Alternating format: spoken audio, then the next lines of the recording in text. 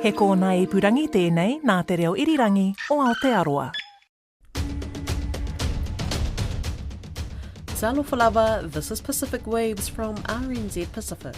I'm Susanna Suisuki. Coming up, Samoa government cracks down on illegal divers at the Manawanui wreck. Also, will he or won't he? Really honoured and privileged to be involved in the conversation, but it's just that. I suppose it was my turn this week. Speculation rife over whaalongo Tana Umaga All Blacks gig, and we check out a new play exploring sexual identity and relationships for Maori and Pacifica. Illegal diving and forced entry at the wreck of HMNZS Manawanui have prompted the Samoan government to increase surveillance of the Navy vessel. The Royal New Zealand Navy ship sank in October 2024 off the south coast of Upolu after hitting a reef, spilling hundreds of thousands of litres of diesel and oil into the ocean. Joining me is our reporter Margot Staunton to talk about the latest developments. Talofa lava, Margot, what action has the Samoan government taken to stop diving at the wreck? Talofa lava, Susanna. Well, the government has ordered a 300-metre radius ban around the wreck, saying that the vessel poses a significant risk to divers, fishermen and small craft. Its Marine Pollution Advisory Committee said the vessel will be more closely monitored in future following reports of divers in the vicinity. The government's got a statutory duty to prevent unsafe interaction with any marine hazard. Yeah, could you explain what are those risks for divers? Well, there's a risk that divers could get tangled or trapped in the many ropes and cables hanging from the wreck. And the wreck itself is unstable. I've been told that it could suddenly shift due to currents and tides, and material or debris coming off the wreck could actually threaten boats that might be operating nearby. There's also a risk of pollutants being released, with lubricants still embedded in the piping systems. So when the pipes corrode and break, chemicals can leak out into the ocean. Are boats or aircrafts affected by the ban? Well, the committee's also imposed a ban on manned and unmanned aircraft flying below 500 feet above sea level over the zone. However, commercial air traffic at cruising altitude isn't affected. It's only low-level drone activity that's regulated. How long will the ban remain in place? Well, the ban will apparently be in place until the Marine Protection Committee is satisfied that the wreck's stable and that all of the pollution risks have been mitigated and that the area is safe for navigation and also small craft. Cool. How can the government reduce risk at the site? Well, interestingly, the government has talked about securing the wreckage. And I asked the chair of the committee, well, what does that actually involve? And he said that securing the wreckage would mean stabilising the wreck, somehow containing all of those pollutants, and also controlling access to the site. So they're going to erect navigational warnings and continue to monitor the vessel on a regular basis. Moana Pacifica coach whaalongo Tana Umaga has refused to discuss speculation that he will become the new All Blacks assistant coach. Whaalongo says he'll leave it to those who are making the decision to reveal whether he's in or not as an assistant to new All Blacks head coach David Rennie. Well, I've got a lot of texts and calls, and obviously there's a bit of interest here. And I don't really deal in speculation and things like that, so really honoured and privileged to be involved in the conversation. But it's just that. I suppose it was my turn this week. You know, I saw there's a lot of names involved in who Renz is looking for. I spoke to PMN's Pacific Huddle co-host Tuilangi William Leolahi for his analysis on what Whaalongo could potentially bring to the All Blacks. Him potentially joining the coaching team, I mean, it's significant, especially for Pacific representation, definitely at the highest level of New Zealand rugby. I mean, when you think about Pacific players, and for a long time, even decades now, we've been a major part of the playing group, but the coaching pathways have always sort of lagged behind.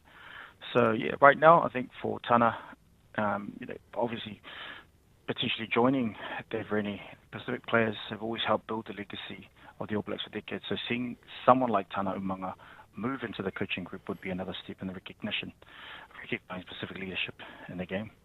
Yeah, on that note, with having Pacifica coaches, do you think this cultural shake-up that we're seeing at the All Blacks, do you think that'll make a difference, especially with the World Cup in a year's time? Absolutely.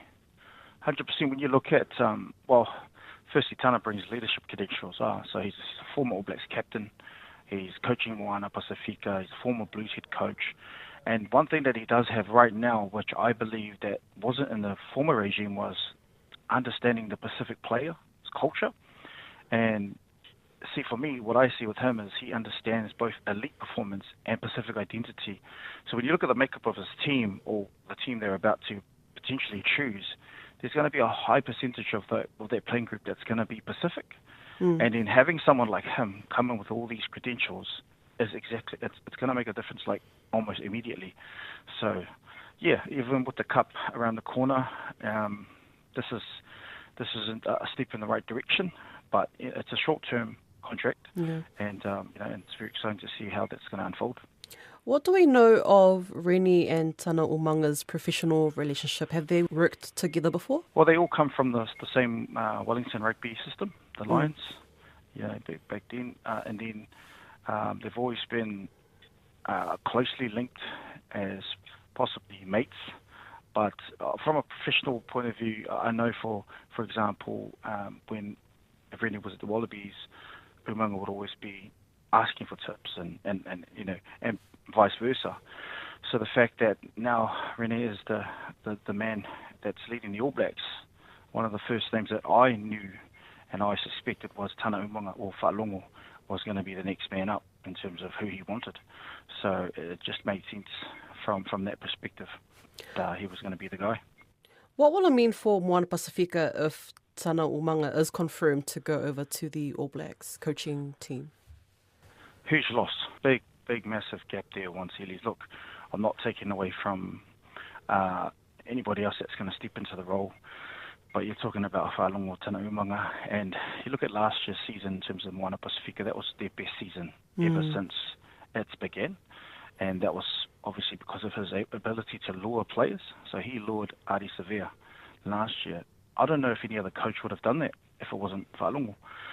All right, so that's the kind of pull this man has, and the next man up for Moana, whether it be the current. I mean, the good thing about it, though, is that there is a next generation of coaches stepping up, and there are a pool of Pacific coaches, if that's the case. But going back to the answering of your question, this is a big loss for Moana Pacifica, considering the latest news about financial situations and the future of the club.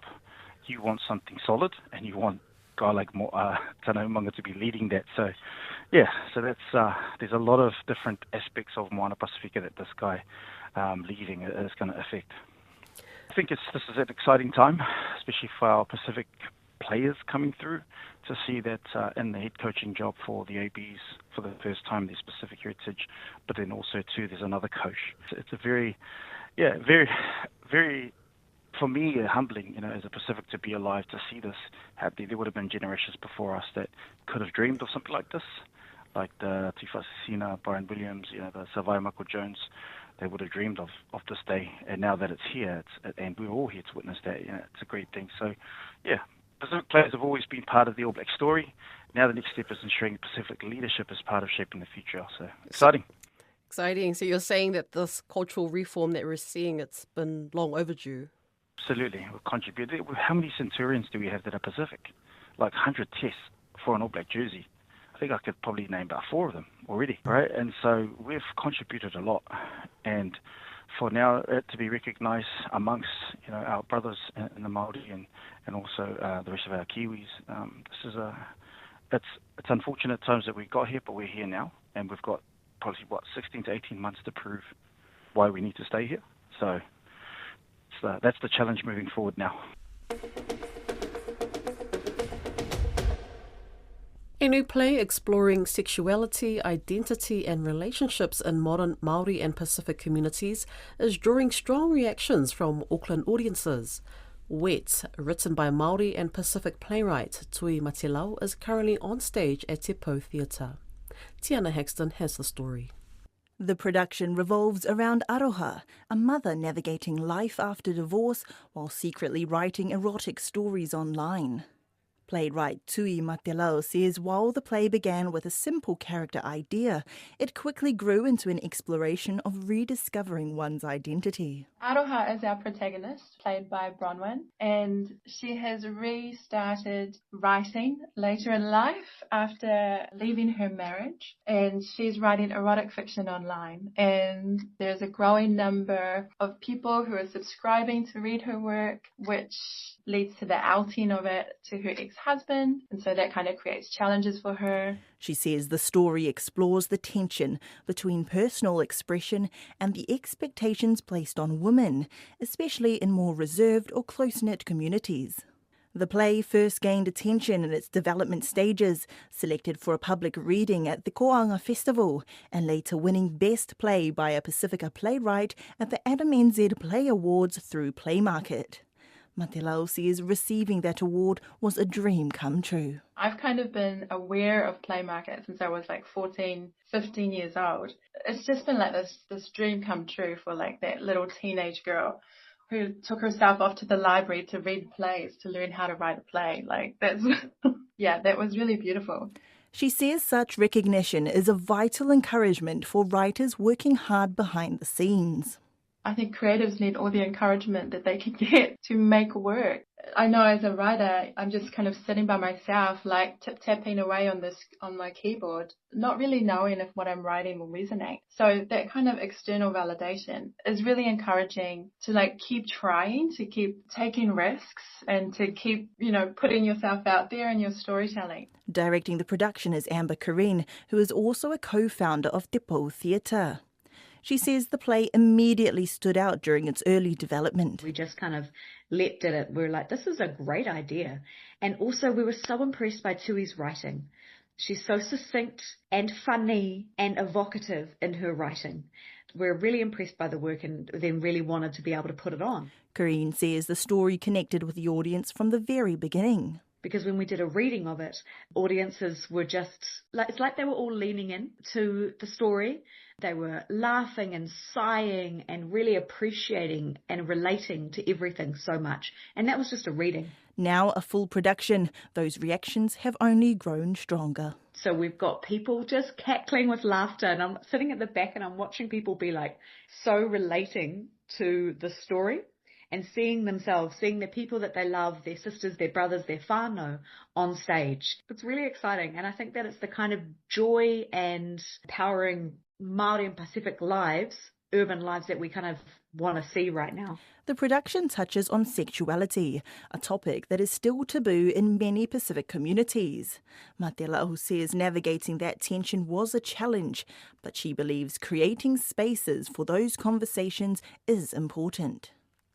As a parent, you want your children to feel like able to talk to you about anything. And so opening up the space in Maori and Pacific families for those conversations to happen is important. Kareen says the play avoids explicit physical scenes, instead focusing on emotional tensions and connections between characters. It's not about seeing people like pashing on stage and getting all passionate. Our actors don't even kiss. The only thing that we do is this touch. It's all about the relationship between people and the kind of the tease. She says this approach reflects cultural humour seen in Maori and Pacific communities when discussing sexual topics. For me, it's about going back into the values of our tupuna, of our nannies and our kuia, and they're not afraid or ashamed to joke about sex. They make the naughtiest jokes. I te ao Māori, at least, our nannies and our kuias can be rude and naughty, and that's who we're nodding to. Wet is running at Te Pou Theatre in Tāmaki Makaurau until 15th of March as part of the Auckland Arts Festival. That's Pacific Waves for today. For all episodes, head over to rnz.co.nz/Pacific. We're also on Spotify, Apple and iHeartRadio. From myself and the RNZ Pacific team, tō whā, soi fua.